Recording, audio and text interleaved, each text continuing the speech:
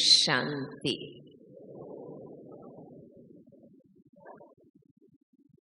प्यारे ब्रह्मा बाबा ने अपने आप को संपूर्ण बनाने के लिए जीवन भर जो पुरुषार्थ किया कराया, उसी का सार अंतिम क्षणों में ये 3 शब्दों में हम सबको बताया। वास्तव में हमें इन्हीं 3 शब्दों पर फोकस करना चाहिए। उसी पर केंद्रित रहकर अपना पुरुषार्थ करना चाहिए। भगवान के ज्ञान का सार सत्व कहो, ब्रह्मा बाबा ने अपने आप में जो धारण किया वो यही है। निराकारी।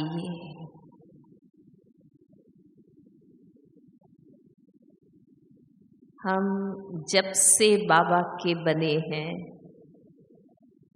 प्रथम दिन से ही ये स्थिति पाने के अभ्यासी हैं।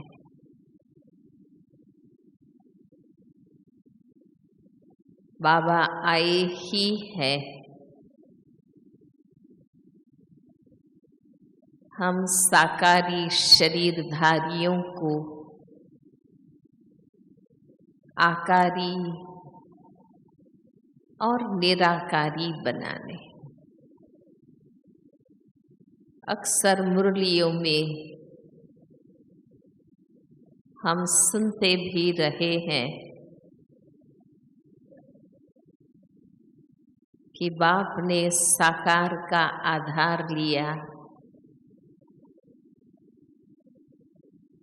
आपको निराकार बनाने के लिए। बाबा आवाज में आए, हमें आवाज से परे ले जाने के लिए। यही वो प्रथम पाठ था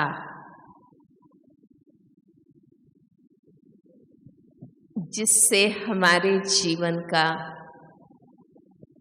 परिवर्तन हुआ।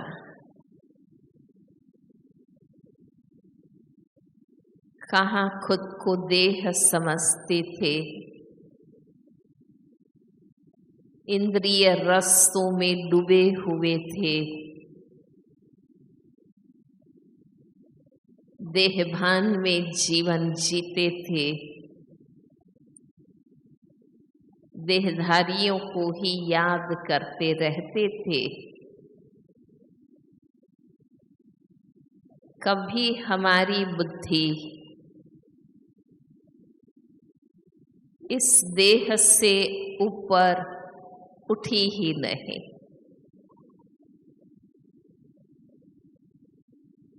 इसलिए ज्ञान से पहले का जीवन अगर हम देखें तो हमें कौन से विचार आते रहते थे, अक्सर कौन सी बातें हम सोचते रहते थे। यही देह और देह संबंध और इस भौतिक जगत की बातें ही हम सोचते रहते। जैसे ही बाबा ने ये मूल सत्य बताया कि जो देखने में आ रहा है वो शरीर आप नहीं है, आप इस शरीर से अलग ज्योति बिंदु हैं, चैतन्य शक्ति है।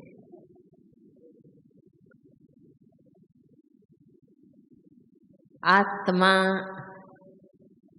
देह द्वारा इस दुनिया के संपर्क में आती है ना? आत्मा और दुनिया के बीच शरीर ही वो माध्यम और साधन बनता है संपर्क में आने के लिए।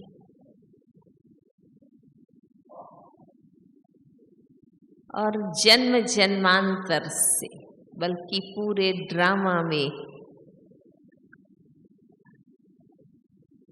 जब से हम इस सृष्टि पर आए, देह द्वारा कर्म करते हैं हर क्षण, और कर्म करते करते हम अपने वास्तविक स्वरूप को भूल जाते हैं और देह से अटैच हो जाते हैं, देहभान में आ जाते हैं, खुद को ही देह समझने लगे।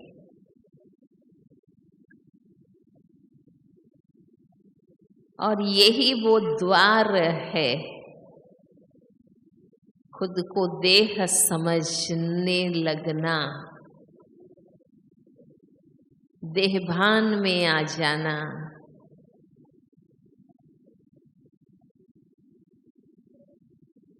जब खुद को देह समझते हैं तो नेचुरली इंद्रियों के रसों में चले जाते हैं। देखने का रस, सुनने का रस, खाने का रस, बोलने का रस, स्पर्श करने का रस, ये इंद्रिय रसों में चले जाते हैं और इसका कोई अंत नहीं। इसलिए यज्ञ के आदि काल से बाबा यही अभ्यास कराते रहते हैं, तुम इससे अलग हो। ये बार बार महसूस करना है कि मैं इनसे अलग हूँ।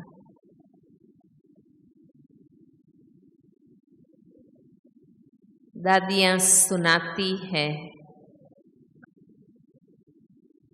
कि शुरू से बाबा ने ये फाउंडेशन डाला देहभान से न्यारा रहने का। हम यज्ञ में रहते थे, संगठन में रहते थे, जैसे अभी हम सब रहते हैं। स्नान करते थे, कोई बाथरूम का दरवाजा खटखटाते थे, वे जल्दी करो, कब निकलेंगे बाथरूम से।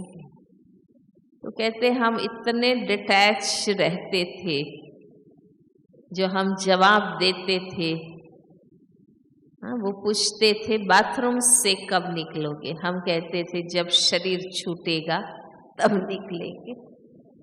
हाँ?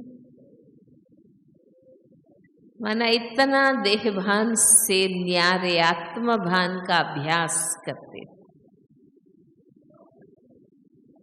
क्योंकि सारी अज्ञानता कहो, विस्मृति कहो, माया कहो, नेगेटिविटी कहो, इसी से शुरू होती है। हर क्षण शरीर द्वारा कर्म करना है, हर क्षण शरीर भान से न्यारा भी रहना है। ये एक बहुत बड़ा अभ्यास है, बहुत बड़ी साधना है, क्योंकि हर क्षण कर्म भी करना है, शरीर द्वारा ही करेंगे, पर हर क्षण इस अनुभूति में भी मुझे रहना है कि मैं इससे अलग हूँ।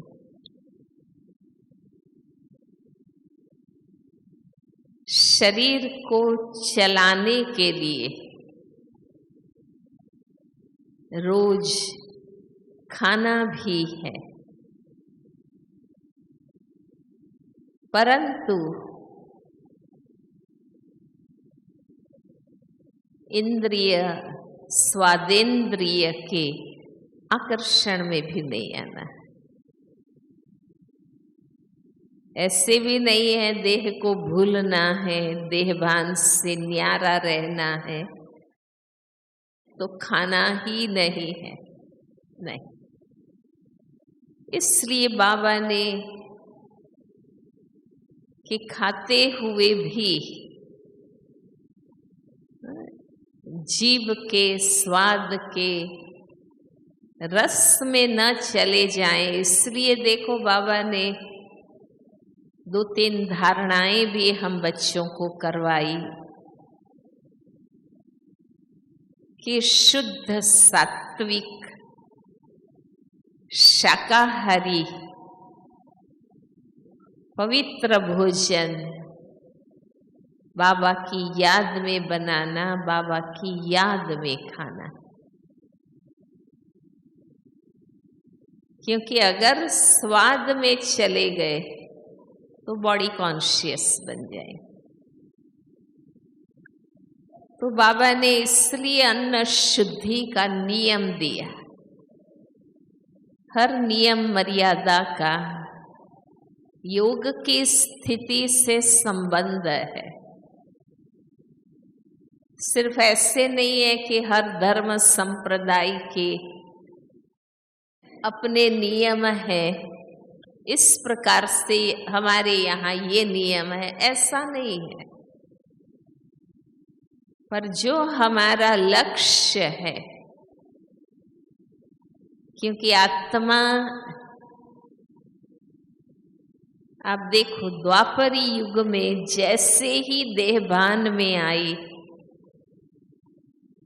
देह आकर्षण उत्पन्न हुए, विकार उत्पन्न हुए,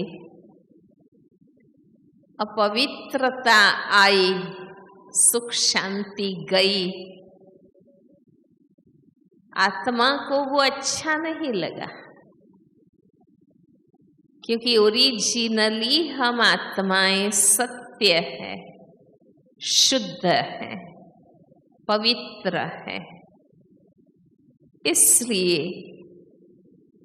तुरंत भगवान की याद आने लगी, तुरंत परमात्मा को याद किया, भक्ति मार्ग शुरू हुआ। क्योंकि आत्मा अपनी ओरिजिनलिटी में, अपने असली गुणों में ही कंफर्टेबल रहती। जब वो अपनी ओरिजिनलिटी से विपरीत वृत्ति प्रवृत्ति में जाती है तो वो बेचैन होती है। भय चिंता शुरू होते हैं। इसलिए ये हमें पक्का हो जाए कि ओरिजिनली हम शुद्ध हैं, सत्य है, पवित्र है, चैतन्य है, ज्योति है, शक्ति है। इसलिए देहभान में शांति नहीं, कंफर्टेबल नहीं।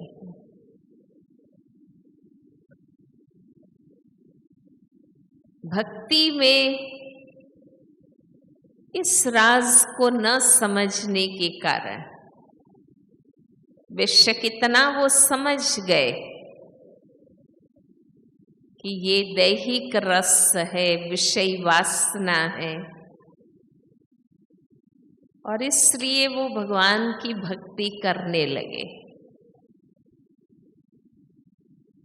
प्राचीन भक्त जो है वो तो आत्म शुद्धि के लिए ही भगवान को याद करते थे।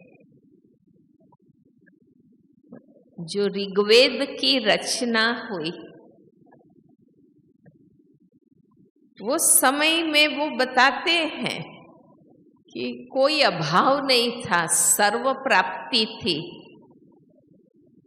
एक ग्रेटिट्यूड के लिए, भगवान का उपकार मानने के लिए ये स्तुति प्रार्थना मंत्र शुरू हुए।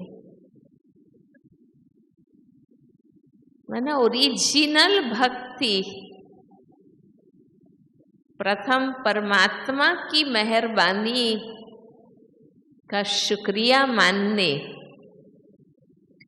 और उसके बाद आत्मा शुद्धि और परमात्मा मिलन की जो आत्मा को एक अंतरतम से जो इच्छा रही उसके कारण भक्ति की। ये तो आजकल अल्पकाल की प्राप्तियां, इच्छा पूर्ति के लिए भक्ति करने लगे हैं। पहले तो आत्मा शुद्धि और परमात्मा प्राप्ति के लिए ही इतनी साधना करते थे। ज्ञान नहीं था, सत्य नहीं जानते थे, पर आत्माएं शुद्ध अभी अभी रजो स्थिति में आई हुई तो सत्य उनको समझ में आता था। हम बाबा के बच्चे, हमें तो संपूर्ण सत्य ज्ञान है, पूरा आदि मध्य अंत हम जानते हैं। हम जो भी पुरुषार्थ करते हैं हमारा भी शुद्ध ध्येय यही होना चाहिए कि हम संपूर्ण आत्माभिमानी बने, संपूर्ण परमात्मा अभिमानी बने। ये भी आजकल अल्पकाल की प्राप्तियों के लिए योग का प्रयोग करने लगे हैं। योग इसके लिए नहीं है।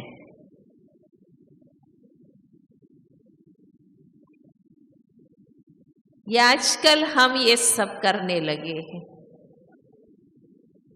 चलो भाई, दुनिया पूरा ज्ञान नहीं उठाती है तो हम इस रीति से उनको ज्ञान में लाते हैं, पर जो निश्चय बुद्धि हम ब्राह्मण आत्माएं हैं, हमारा पुरुषार्थ तो मूल लक्ष्य से होना चाहिए। कोई तबीयत के लिए योग कर रहा है, कोई परिवार में शांति के लिए कर रहा है, कोई नौकरी के लिए कर रहा है, कोई विघ्न दूर करने, इसके लिए योग थोड़ी। हम सब तो जानते हैं, बाबा ने कहा है कि हिसाब किताब अनुसार बातें तो आएंगी। हमें दवा करनी है, दुआ करनी है और याद में रहना है, पर मियरली योग इसी के लिए नहीं है। हम ज्ञान और योग कर रहे हैं संपूर्ण आत्मशुद्धि के लिए और बाबा से पूर्ण प्राप्ति के लिए। और वो फाउंडेशन की साधना उसमें है कि मुझे हर क्षण अपने आप को देहभान से न्यारा करते रहना है। उनको ज्ञान नहीं था, इसलिए उन्होंने देह का दमन शुरू किया, इंद्रियों को कष्ट देना शुरू किया, क्योंकि सत्य तो समझ गए ना कि इंद्रिय आकर्षण में नहीं आना है। इसलिए आत्मा का ज्ञान नहीं था कि मैं ही आत्मा हूं और इससे अलग हूं, ये ज्ञान नहीं था। तो देखने में तो शरीर और कर्मेंद्रियां आती है, तो उनको कष्ट देके भी देखो, इंद्रिय जीत, माया जीत, देहभान जीत बनने की मेहनत करते रहे। हम बाबा के बच्चे, हम भाग्यशाली, हमें भगवान का संपूर्ण सत्य ज्ञान प्राप्त है। बाबा की ये सबसे बड़ी कृपा है हम बच्चों पर। हमें और कुछ थोड़ी बाबा से मांगना है या कहना है। भगवान मिला, सत्य ज्ञान मिला, हर विधि बाबा ने हमें बता दी, हमें तो बस उस अनुसार करते जाना है। इसलिए जो भी नियम, मर्यादाएं, धारणाएं, विधि रीति बाबा ने बताई है, वो स्थिति बनाने से कनेक्टेड है, ऐसे ही नियम नहीं। क्योंकि जितना स्वाद में जाएंगे बॉडी कॉन्शियस बनेगी, जितना फैशन करेंगे बॉडी कॉन्शियस बनेगी।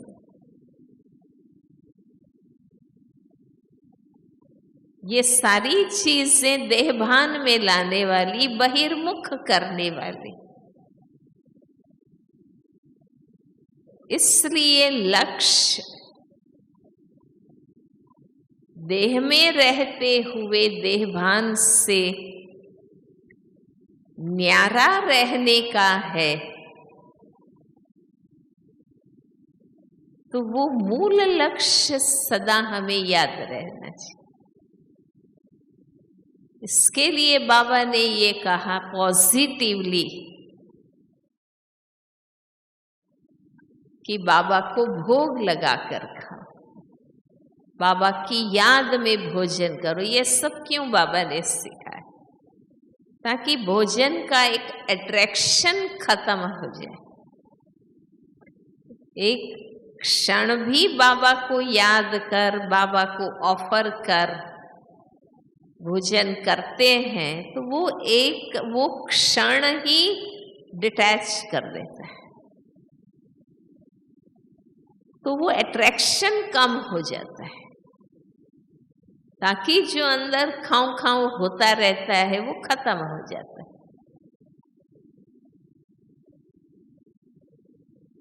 कि शरीर को चलाने के लिए बाबा कहते हैं ना कि जीने के लिए खाना है, न कि खाने के लिए जीना। क्योंकि लक्ष्य देह में रहते, दैहिक दुनिया में रहते देहधारियों के संबंध में रहते, दैहिक प्रवृत्ति करते हुए आत्माभिमानी बनना है, निराकारी बनना है।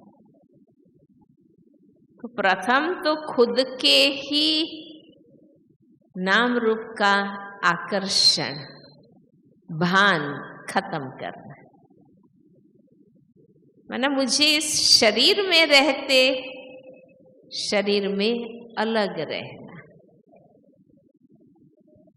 ये बार बार अपने को डिटैच करते रहना। बताते हैं ना कि रावण की लंका में, लंका की अशोक वाटिका में, रावण की राक्षसी सेना के बीच वो एक राम की याद में रही। ये हम बच्चों का यादगार है।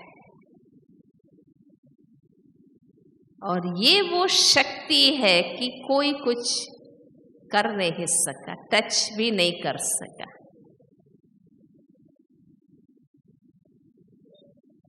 तो ये बहुत फाउंडेशन का अभ्यास है। क्यों हम सिंपल लाइफ जीते, हेल्प मिलती है इससे, सोल कॉन्शियस बनने में हेल्प मिलती। अन्न, संग, पहरवाइश,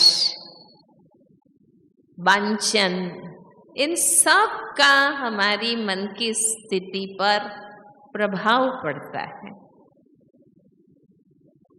इसलिए हम इन धारणाओं में रहते हैं। संग कैसा करना, वस्त्र कैसे पहनना, अन्न कैसे खाना, कहाँ कहाँ, क्योंकि जैसे जैसे स्थानों पर जाएंगे, घूमेंगे, वहां का वायुमंडल का असर, इसलिए हम बिना मतलब कहीं नहीं भटकते हैं। पर अल्टीमेट चीज, कई बार क्या करते हैं हम, नियम के, मर्यादा के, धारणा के, लकीर के फकीर बन जाते हैं। पर मूल चीज आत्माभिमानी बनना वो रह जाता है। जैसे वो देह दमन द्वारा देहभान से डिटैच होते हैं, पर आत्माभिमानी नहीं बनते। देखो आप, इसलिए सिद्धि आती है पर संस्कार शुद्धि नहीं होती, विकार खत्म नहीं होते हैं। क्योंकि हठ दमन से, देहभान से अलग होते हैं। पर जब तक, है ना, बाबा कहते हैं ना, तुम्हारा मूल अभ्यास उठते बैठते चलते फिरते, हर किसी को देखते, सुनने में बड़ी सिंपल बातें हैं, आत्मस्मृति में रहना, आत्मदृष्टि से देखना, आत्मधर्म में स्थित होकर कर्म करना, ये प्रथम लेसन की बातें हैं, पर यही अंतिम लेसन है। और जिन्हों का ये अभ्यास कच्चा रह जाता है, उनकी शुद्ध दृष्टि वृत्ति नहीं होती। बल ब्रह्मचर्य पालन करेंगे, पर बाबा कहते हैं ना, दृष्टि वृत्ति की शुद्धि, फिर विकार की उत्पत्ति ना हो, मनसा शुद्धि वो नहीं होती है। क्योंकि आत्माभिमानीता की साधना शक्तिशाली नहीं, हमने उस फाउंडेशन को पक्का नहीं किया। और बाबा कई अव्यक्त वाणियों में हम बच्चों को कहते रहे हैं कि ये साधारण स्वरूप छिप जाए और तुम्हारा जगमगाता ज्योति स्वरूप प्रत्यक्ष हो जाए। अब वो तभी हो सकता है जब मैं स्वयं जितना ज्यादा इस ज्योति स्वरूप मेरे अपने वास्तविक स्वरूप के कॉन्शियसनेस में रहूंगी, तो मेरे चेहरे से, नैनों से वो ज्योति स्वरूप अनुभव होगा। हमारे शरीर का कोई आकर्षण, कोई प्रभाव नहीं बीच में आएगा। अपने आप हम उस स्टेज में होंगे तो जो हमें मिलेंगे, देखेंगे, वो भी अंतर्मुखी बनेंगे, आत्माभिमानी बनेंगे, चंचलता खत्म होगी, व्यक्त भाव खत्म होगा। अपने आप वो भी आपको देखकर, मिलकर आत्माभिमानी बने।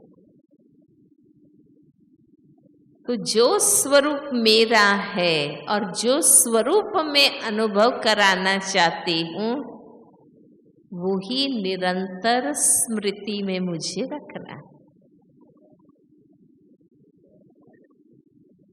बाबा कहते हैं ना कि दूर से अंधेरे में कोई व्हीकल आता है, मोटर कार आती है, तो वो दो फोकस की लाइट ही देखने में आती, वो मोटर उस लाइट में छिप जाती, वो नहीं दिखते। नजदीक आने के बाद पता चलता है, क्योंकि फोकसिंग इतना पावरफुल है कि वो व्हीकल की बॉडी छिप जाती। सेम बाबा कहते हैं, तुम्हारी अपनी आत्मा स्थिति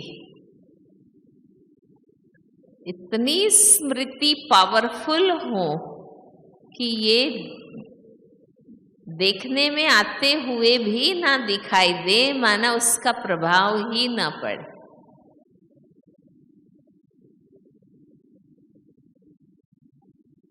तो एक तो ये अभ्यास बहुत जरूरी है, और दूसरा बाबा ने कहा है, निराकार की याद से निराकारी बन सकते। निराकार को निराकारी सजनी चाहिए। बाबा की मुरली में, साकार मुरली में ये महावाक्य आते। इसलिए भक्ति में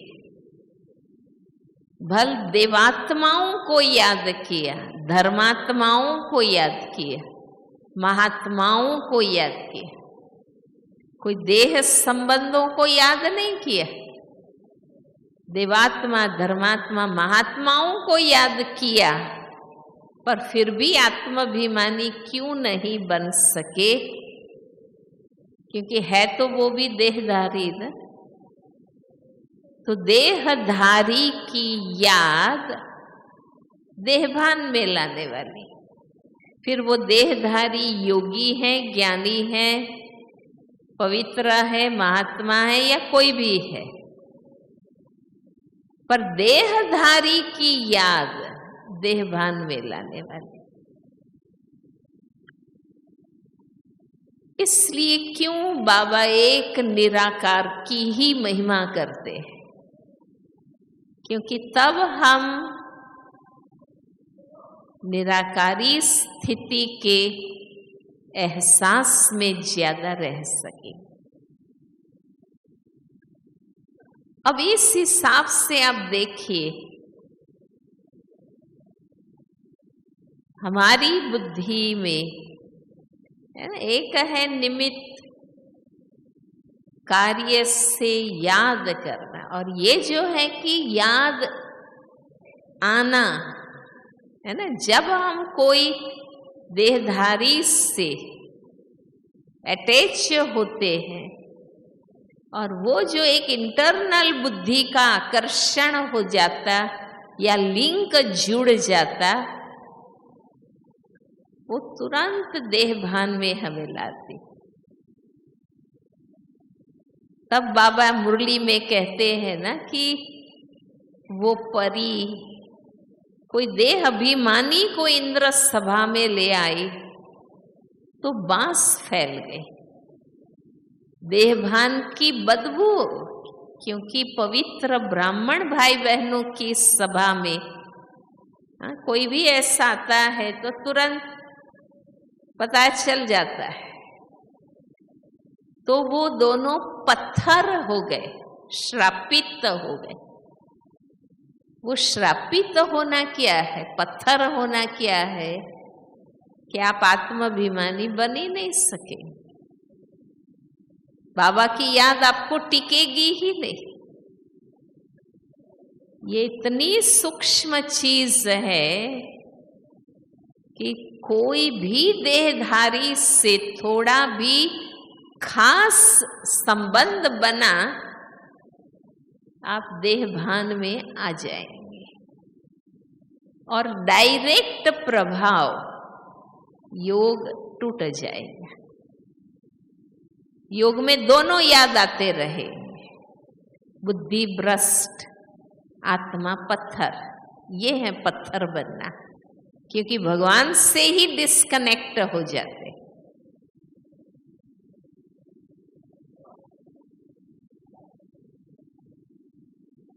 इसलिए जब खुद के ही नाम रूप को भूलना है तो दूसरों के नाम रूप को याद करने का तो सवाल ही नहीं है।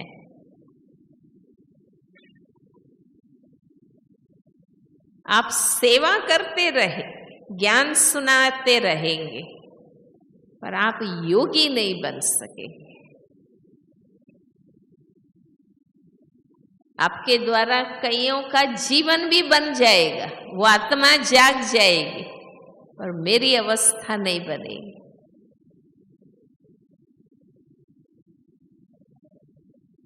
इसलिए जब खुद के ही नाम रूप को भूलना है तो मन बुद्धि से औरों के नाम रूप को याद करना या कोई देह को मानसिक रूप से भी भोगना,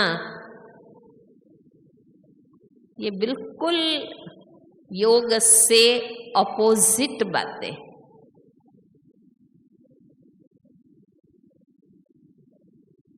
जहां तक निराकारी स्थिति बनाने का लक्ष्य, और वो स्थिति ही विकार को जीरो कर सकती है, और कोई इलाज नहीं। इसलिए बाबा ने फर्स्ट हमें कहा निराकारी तो निर्विकारी, क्योंकि विकार का बीज देहभान है।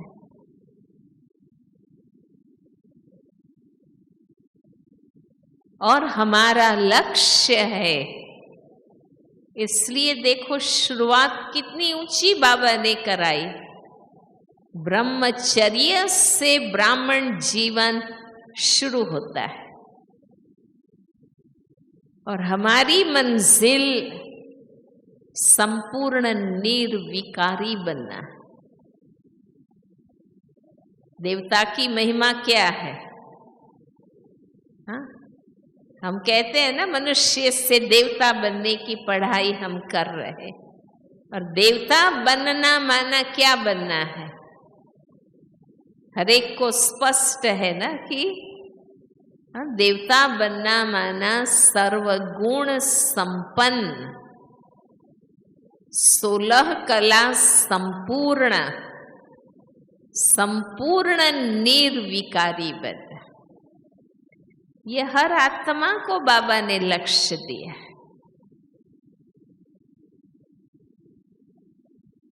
बाबा के संगम युग में कोई अंतर नहीं है।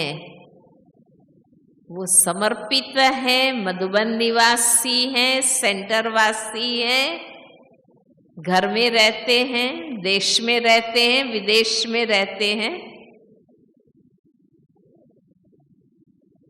हर किसी बहनें हैं, भाई है, हर एक को एक ही लक्ष्य बाबा ने दिया है। और बाबा ने हमें कहा है हर आत्मा को संपूर्ण बनने का अधिकार है। ये नहीं है कि समर्पित ही हो, नहीं, ये नहीं कहा है मधुबन निवासी, नहीं, हर आत्मा को संपूर्ण बनने का अधिकार है। और हमारे सामने बाबा मम्मा वो एग्जाम्पल है।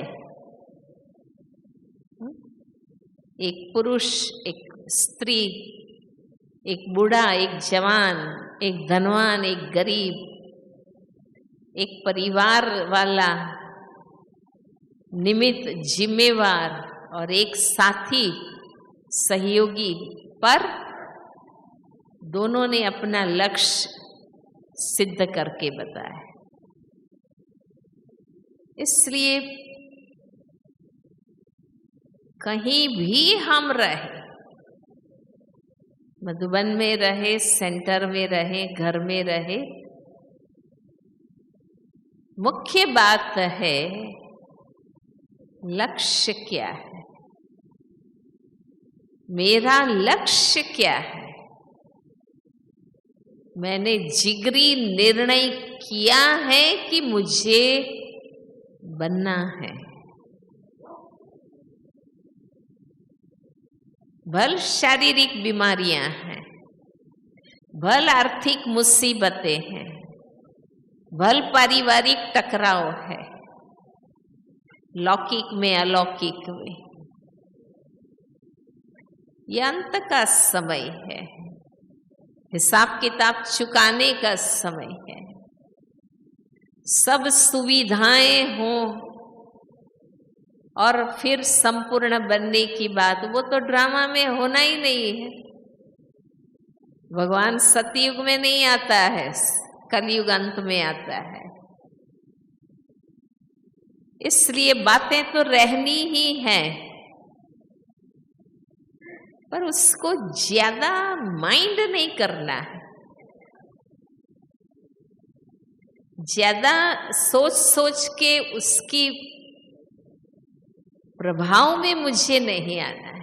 ठीक है, तकलीफें हैं, हर किसी को है, किसको नहीं है, पर मेरी लगन मुझे इतनी ऊंची रखनी है कि ये बातें प्रभाव न डालें। कुछ भी हो मुझे बनना है। घड़ी घड़ी बाबा के आगे, निमित्त बहनों के आगे रोना रोना नहीं है।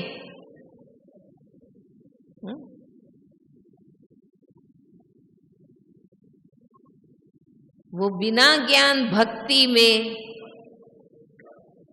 इंद्रिय जीत बनने की मेहनत कर सकते हैं।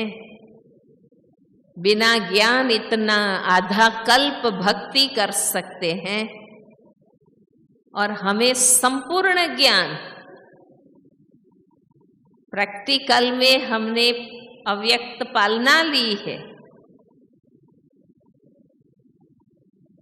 हम ये पुरुषार्थ नहीं कर सकते हैं। हम यही सोचते रहेंगे कि ये है वो है।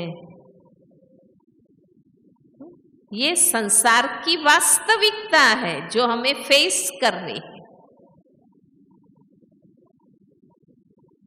ईश्वरीय परिवार की भी जो बातें हैं वो वास्तविक है। जब तक मनुष्य आत्मा की स्थिति में है ये बातें रहेगी। फरिश्ते बनेंगे खत्म हो जाएगी, योगी बनेंगे खत्म हो जाएगी। ये छोटी मोटी बातें, इच्छाएं, अपेक्षाएं हमें मनुष्य बना देते। हमें योगी बनना है। हम यहाँ आत्माओं से लेने नहीं आए, हम भगवान से लेने आए। अब दुनियावी इच्छाएं नहीं है, पर यहाँ हमारी ईश्वरीय परिवार में, ईश्वरीय जीवन में, सेवा में निमित्त आत्माओं से, हमें आत्माओं से कोई पाने की इच्छाएं क्यों? अगर स्थिति बनानी है तो हमें ऊपर उठना ही होगा इन बातों से। और जब आप उस ऊंची अवस्था के सुख और आनंद में अनुभवी बनेंगे, फिर इन चीजों का कोई महत्व नहीं रहे।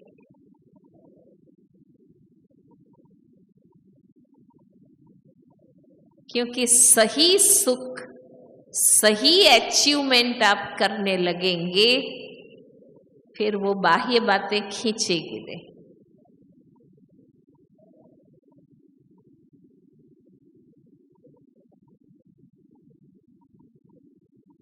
निराकारी बनना है, खुद अनामी बनना है, खुद के नाम रूप को बोलना है। दूसरों के नाम रूप में तो बात ही नहीं है।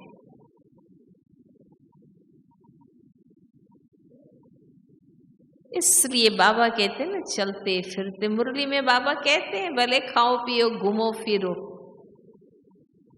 खुद को आत्मा समझो। जो खुद को आत्मा समझेगा वो अपने आप संयम में आ जाएगा कि मुझे किस हद तक खाना है, घूमना है, फिरना है, जो मैं आत्माभिमानी स्थिति में रहकर कर सकूं, उतना ही मुझे खाना पीना घूमना फिरना है। न कि इतना खाना पीना घूमना फिरना है कि स्थिति का ठिकाना ही न रहे।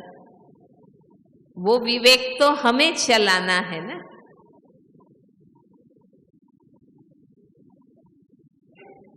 मुझे ये तपस्या की मूल चीज डिटैचमेंट है, न्यारा बनना,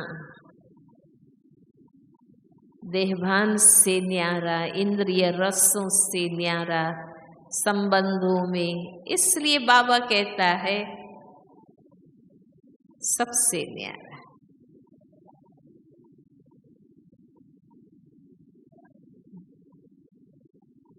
सिर्फ सुबह शाम अभ्यास करें तब योगी, और सारा दिन कुछ नहीं, ऐसे नहीं। सुबह शाम विशेष अभ्यास इसलिए हम करते हैं ताकि सारा दिन हम कर्मयोगी बन सकें।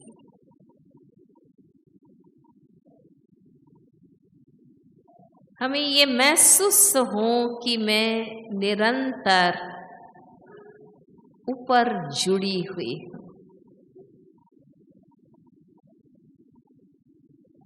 हम तो आपस में ही कई बार गुम हो जाते हैं। हम एक दो में इतने इन्वॉल्व हो जाते हैं कि बाबा भूल जाता, वो बुद्धि का ऊपर कनेक्शन भूल जाता है।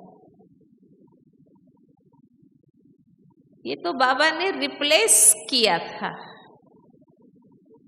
कि भाई लौकिक 63 जन्मों से संबंधों में रही हुई आत्मा एक धक से तो न्यारी नहीं होगी। तो बाबा ने रिप्लेस किया कि वो अज्ञानी नहीं, ये ज्ञानी परिवार। पर हमें इसमें अटैच नहीं हो जाना है। निराकारी स्थिति पाने के लिए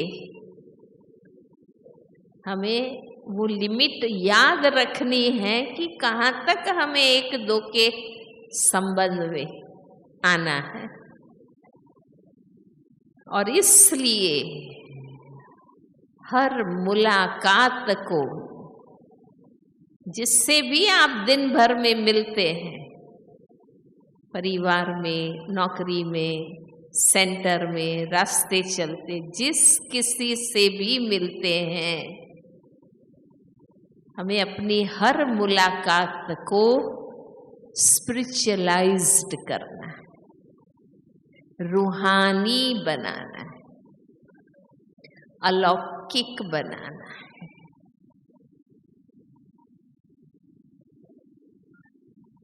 आध्यात्मिक जीवन की सिद्धि ही ये है, रूहानी दृष्टि, देहभान से न्यारे, निरंतर स्मृति स्वरूप। लगे ये योगी आत्मा।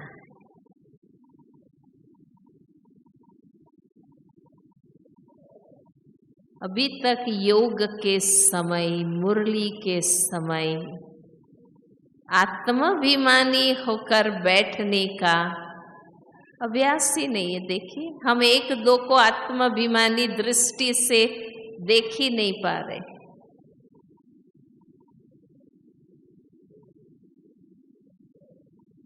कहाँ अनबन, कहाँ मन मुटाव, कहाँ संस्कार की बात।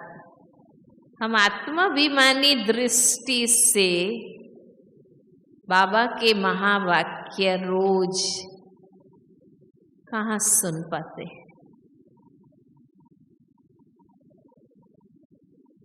क्योंकि हम ऊपर नहीं उठे, हम वही साधारणता में हैं। इसलिए ऐसा वैसा कैसा, ये इन बातों में ही बुद्धि है। हम एक दो में ज्यादा इन्वॉल्व हो गए हैं, न्यारा। तो मुझे आत्मा को विकार का कोई अंश न रहे, ऐसा पूर्ण शुद्ध, संपूर्ण पावन, पूरा सतो प्रधान जो बनना है, वो तो तभी बन सके। भट्ठी में स्वनिरीक्षण आपने किया होगा।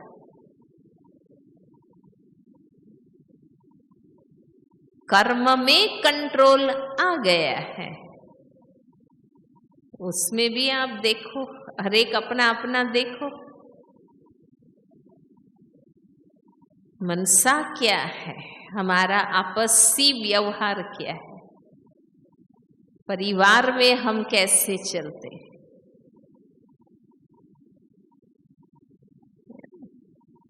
किसी भी कारण से, किसी भी आत्मा के कारण, किसी भी परिस्थिति के कारण अवस्था तो नीचे नहीं लाना है ना।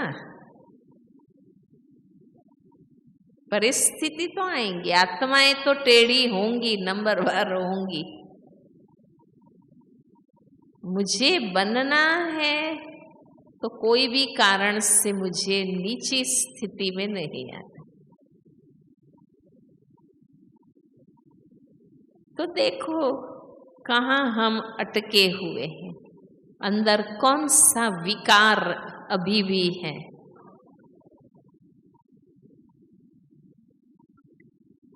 ये भी हम सब जानते हैं, अभी ही बन सकते हैं, बाबा ही बना सकता है, और कोई जन्म में और कोई युग में ये पुरुषार्थ हम नहीं कर सकेंगे।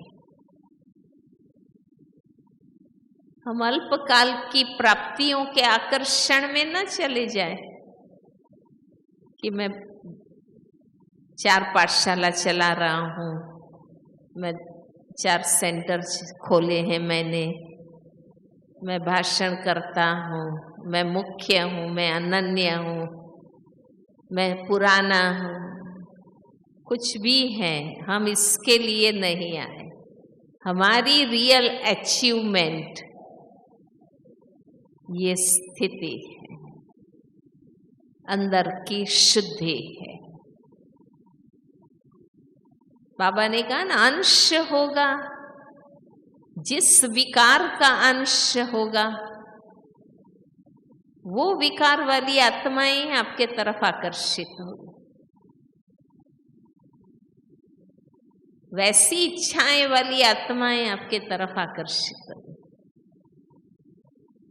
इसलिए मुझे पूर्ण शुद्ध बनना है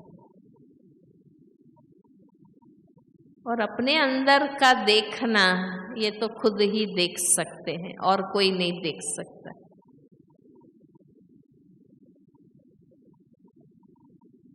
कर्म के स्तर पर, बिहेवियर लेवल पर हम पवित्र है, योगी हैं, सेवाधारी है, ज्ञानी है। ये बहुत अच्छी हमारी अचीवमेंट है। दुनिया में लोग नहीं कर सकते हैं, हम सब ने किया है। ये बहुत ऊंची धारणा है।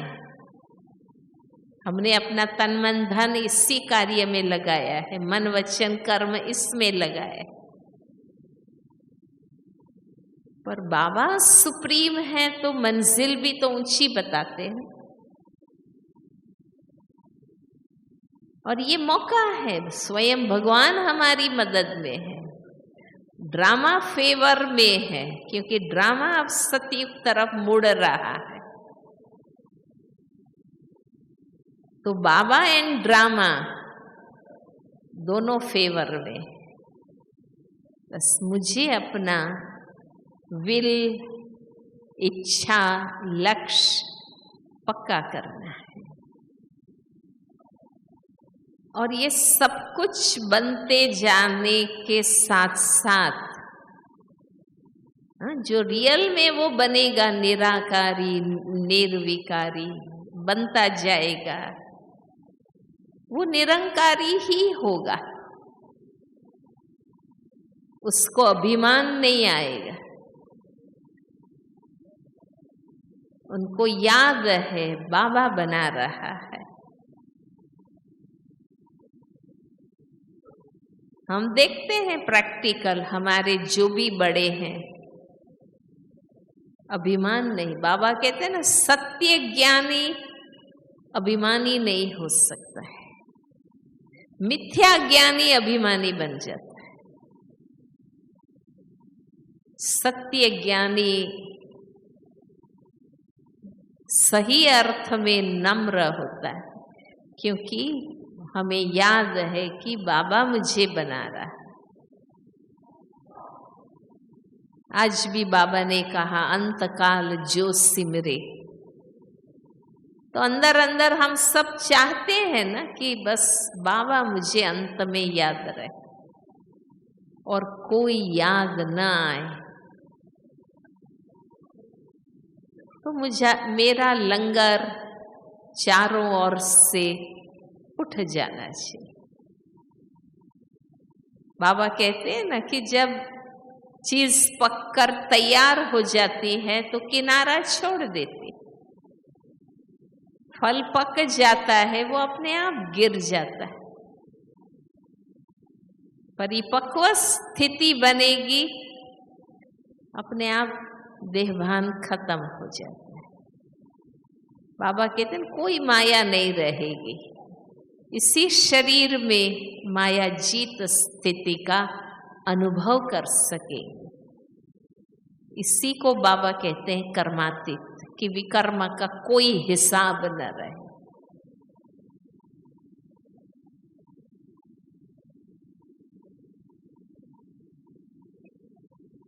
तो भट्ठी में आए हैं, साइलेंस में बैठकर बताया ना कि खुद ही खुद को देखना है और खुद को बनाना है। तो सार रूप में कुछ अभ्यास हम पक्का करेंगे। सभी 2 मिनट के लिए खड़े हो जाएं। 2-2 की जोड़ी बन जाइए। और अपनी जोड़ी के सामने खड़े हो जाइए।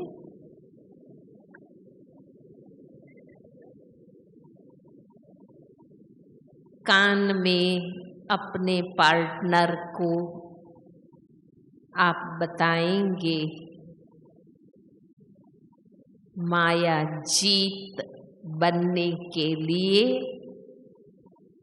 आपने मुख्य कौन सा पुरुषार्थ किया, प्रैक्टिकल। माया जीत बनने के लिए आपने कौन सी बात को विशेष अंडरलाइन किया, दृढ़ किया, शुरू से अनुभव से कान में मेन एक पॉइंट बताइए। पार्टनर आपको बताएं, आप अपने पार्टनर को बताइए।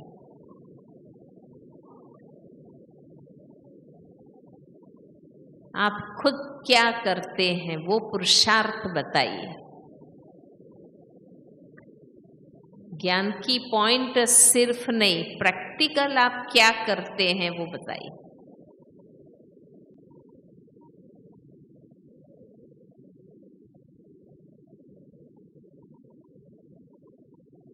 बताया? बता दिया? पार्टनर चेंज करिए।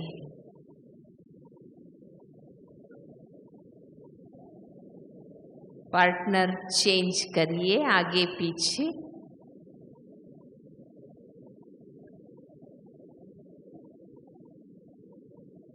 दूसरे के साथ पार्टनर बन जाइए। अब दूसरी पॉइंट,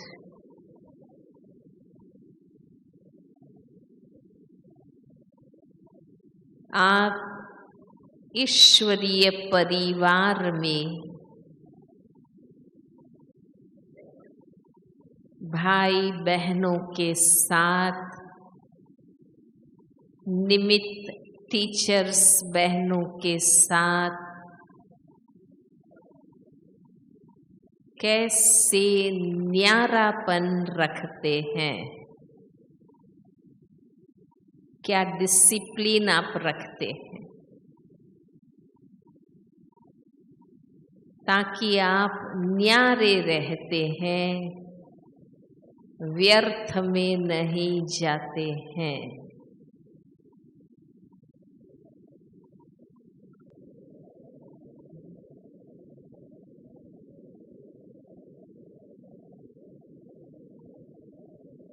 जिनकी रूह रिहान हो जाए वो बाबा के सामने हो जाइए।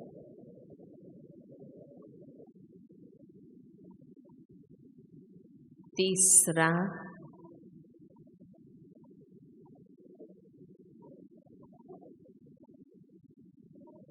बाबा के साथ बातचीत करेंगे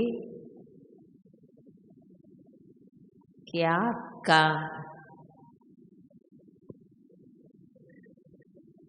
दिल की सच्चाई से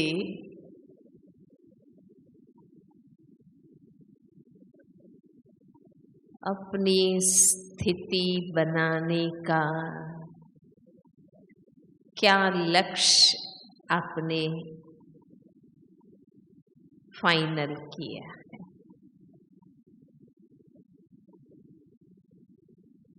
सिर्फ बातें नहीं, बाबा कहते हैं सिर्फ वो बात नहीं, बाबा को सुनकर, जानकर, समझकर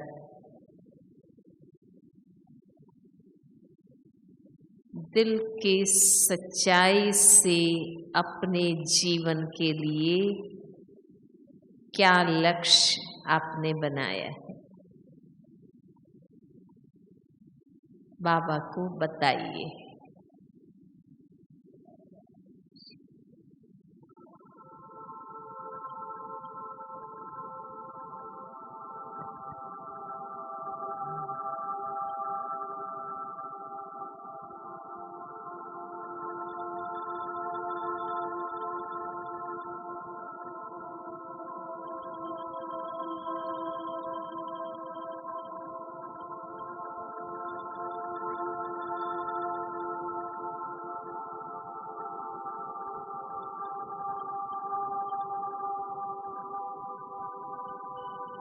बैठ जाए।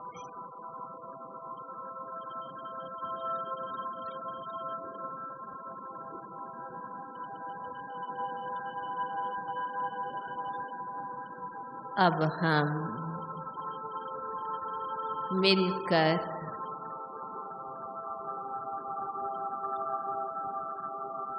शक्तिशाली अर्थात पूरी लगन और एकाग्रता से याद में बैठेंगे।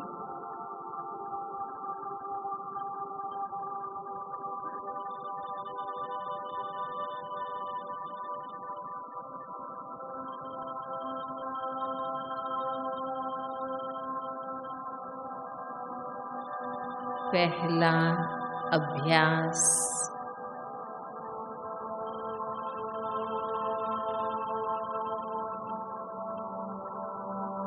स्वनिरीक्षण करते हुए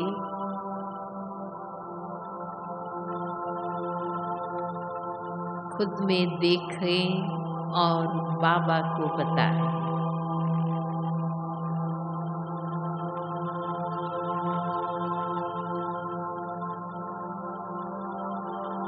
पहला अभ्यास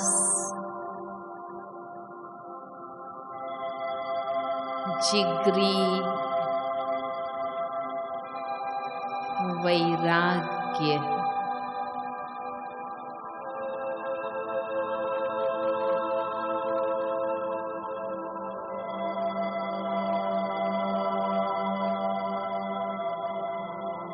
देहभान से वैराग्य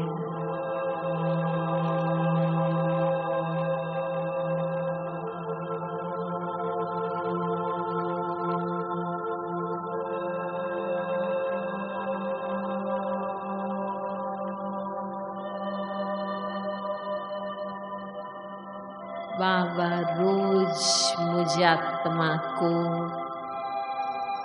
समझाते हैं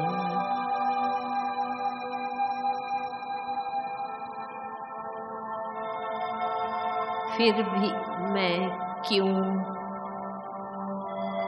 देहभान में आती हूँ।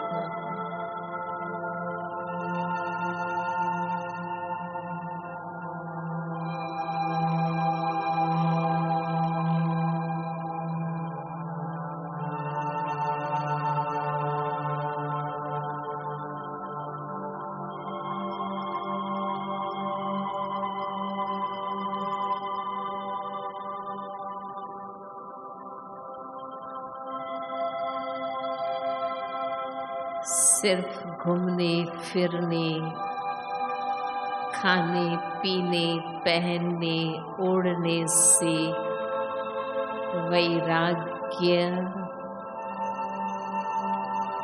पहला स्टेप है।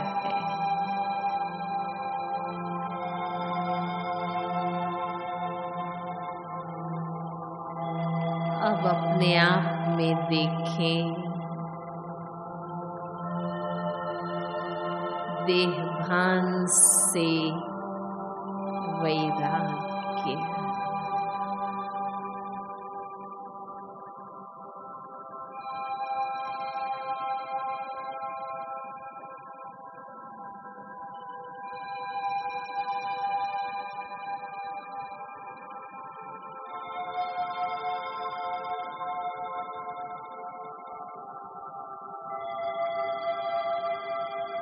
निरंतर आत्माभिमानी बनना।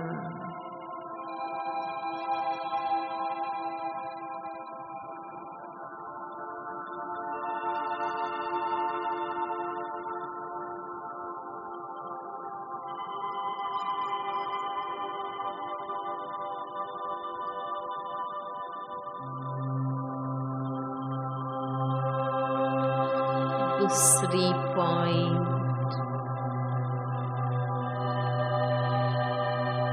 स्वनिरीक्षण करें।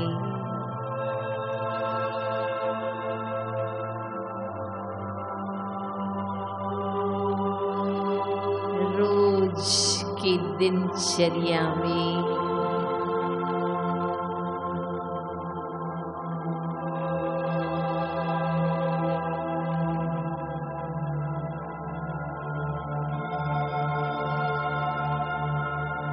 योग का अभ्यास कितना है।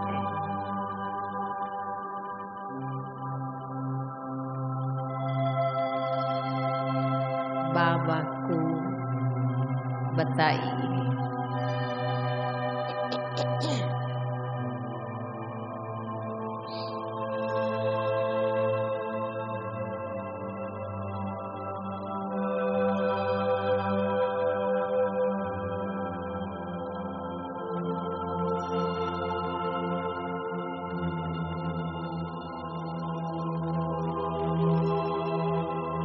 सभी बातों से न्यारा होकर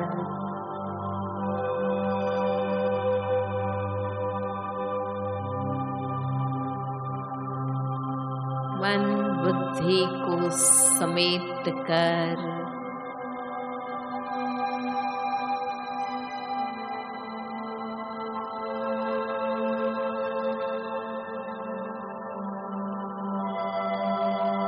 ऊपर वतन में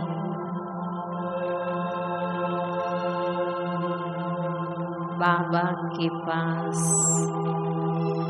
रहने का अभ्यास कितना।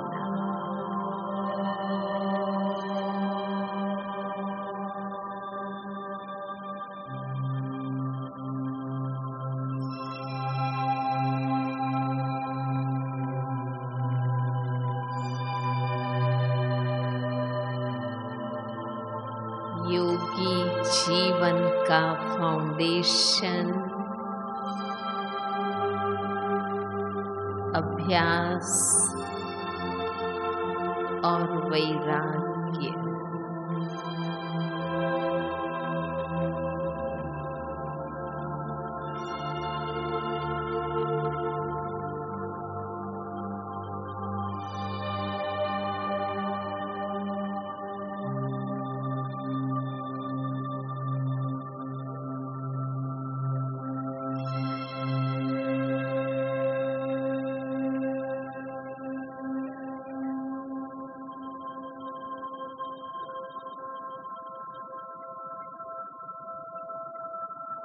बिल्कुल धीरे से खड़े हो जाए।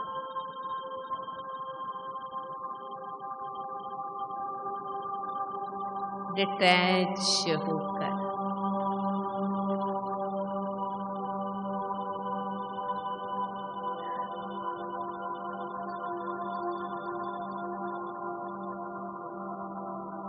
राइट साइड घूमिए।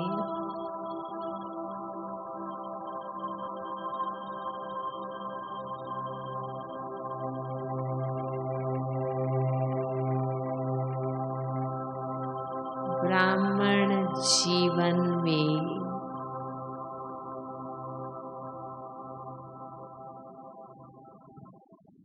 पवित्रता और रूहानियत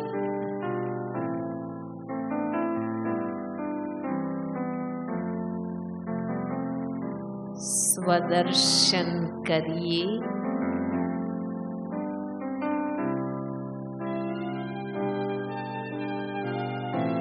पवित्र बनकर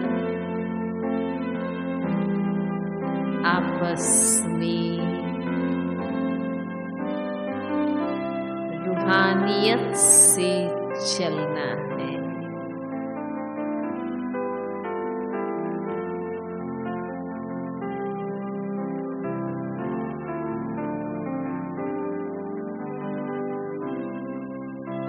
स्वदर्शन करें। रिजल्ट बाबा को बताइए।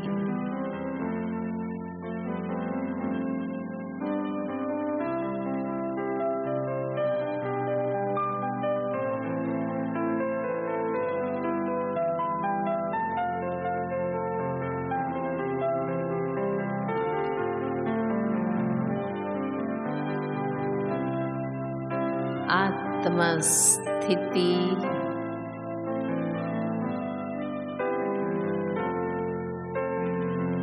ऊंची और एक रस बनानी है।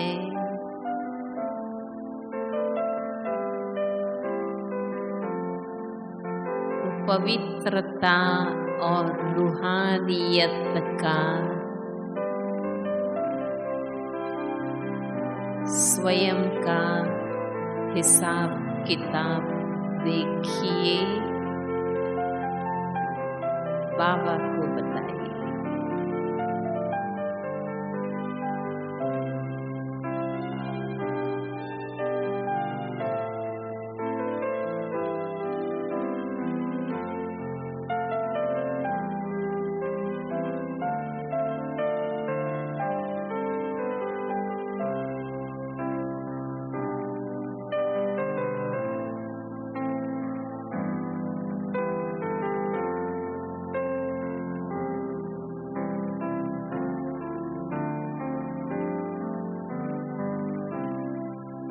बाबा के सामने हो जाइए धीरे से।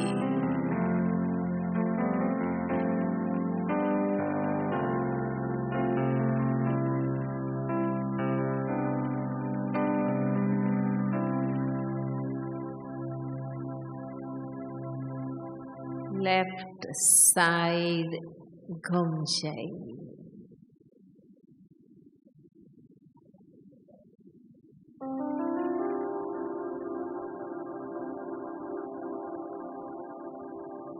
तीसरी पॉइंट,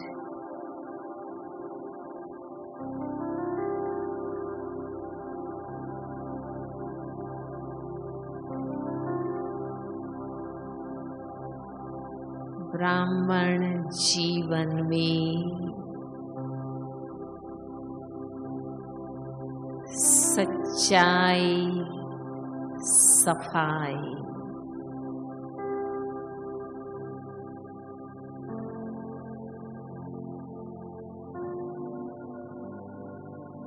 धन साधन, सेवा,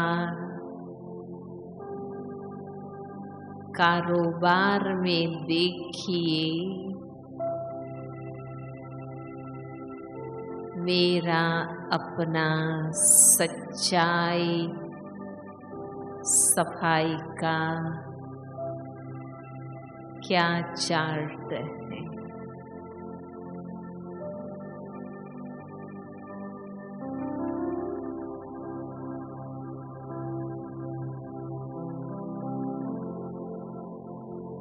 शुद्ध बुद्धि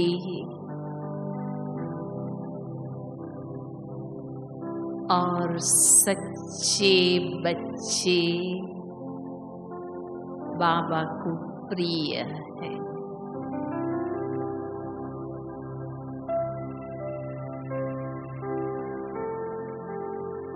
मेरा रिजल्ट क्या है।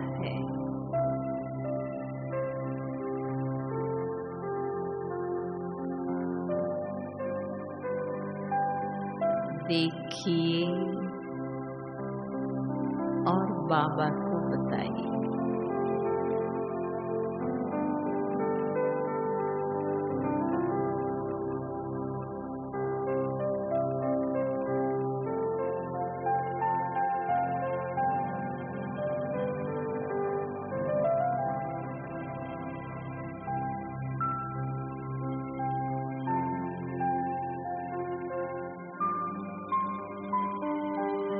बाबा के सामने हो जाइए।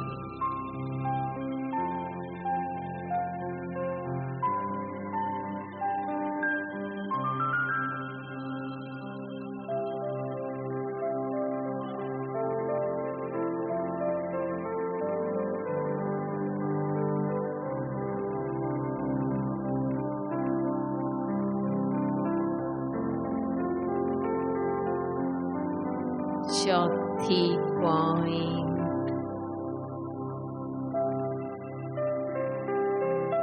आत्मनिरीक्षण के लिए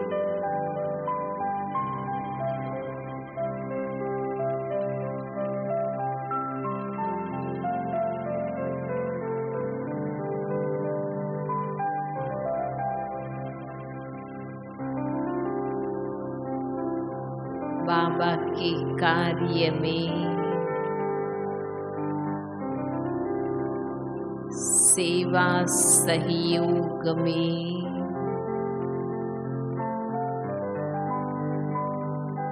निमित्त भाव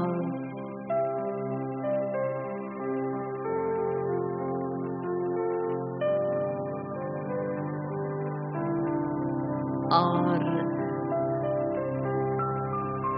निर्माणता का हिसाब देखिए।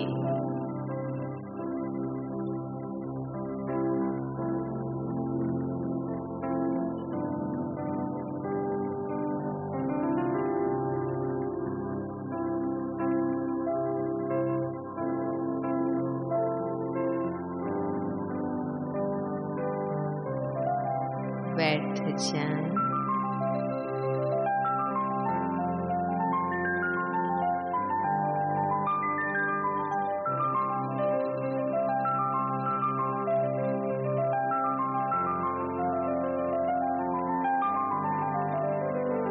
पांचवी बात,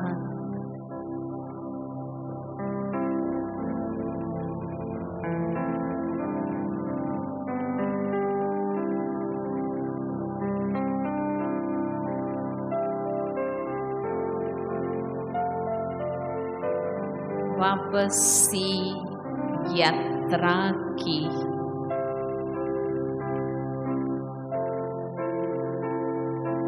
मेरी पूर्व तैयारी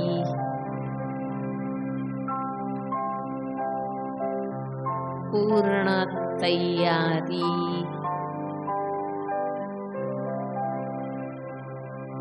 कहाँ तक है।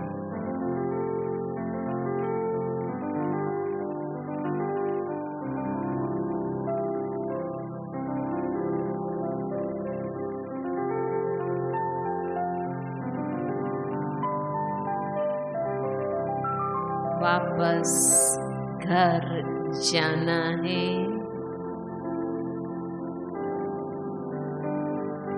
और नई दुनिया में आना है।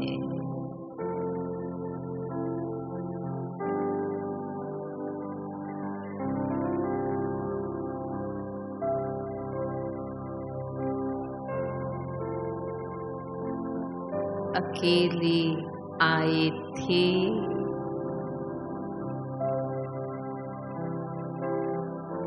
बाबा के संग जाना है।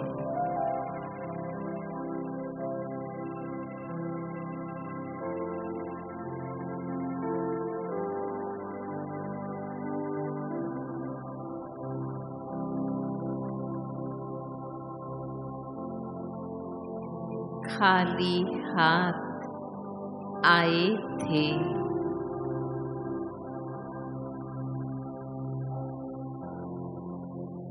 भरपूर हाथ जाना है।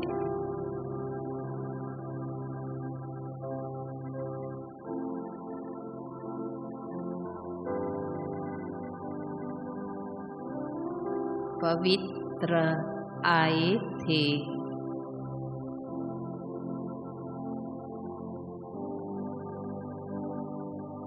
संपूर्ण पावन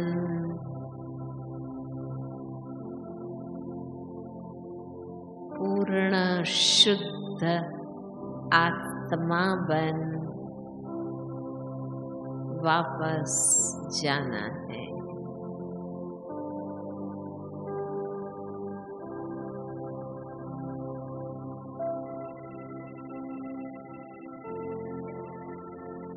वापसी यात्रा का हिसाब किताब